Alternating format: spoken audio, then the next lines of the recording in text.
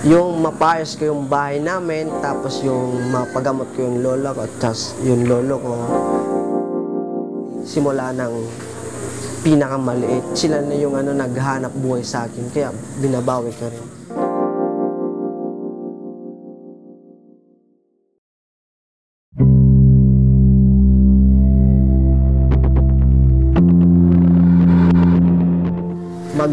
Maghihigit 1 taon pa lang po.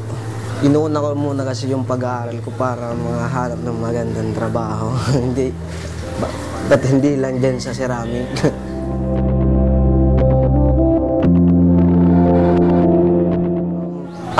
Tumitingin lang po ako sa gumagawa dyan sa loob ng ceramic. Saka yung ginagaya ko rin yung mga ginagawa nila.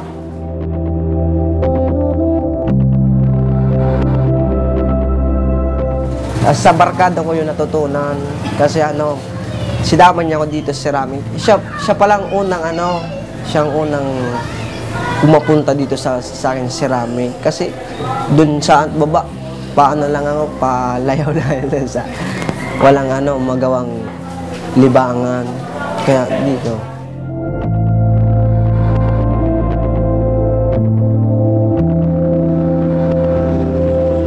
Pag maliliit kasi, madali lang gawin, mga 200, 300 ng mga isang araw. Pag malaki naman, mga 100 lang.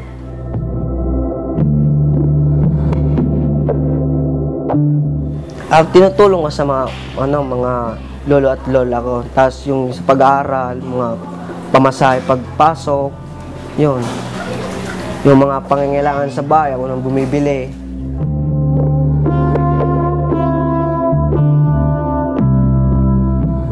Yung lolo ko kasi nung hanap buhay niya pa lang na hindi pa siya na stroke, ang hanap buhay niya mangisda lang po.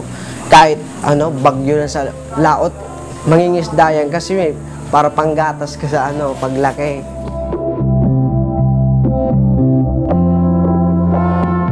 Kasi wala na mga magulang. Yung ina ko, namatay na nakarang February 11. Yung nanay ko, dinala ko dito sa Bicol.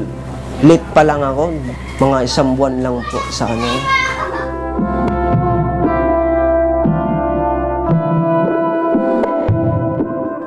Gusto ko sana po mag-engineer.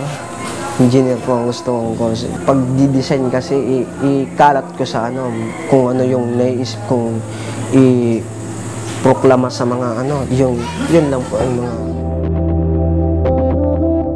Pag meron akong trabaho na paayos ko na yung bahay ko, ay bahay na nila lola, magkukuha rin ako ng lupa para may paglaki ko o may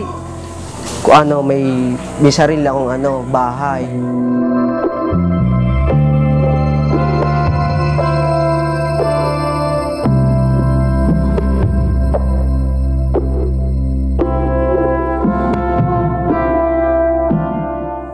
Suportahan ang kami sa YouTube.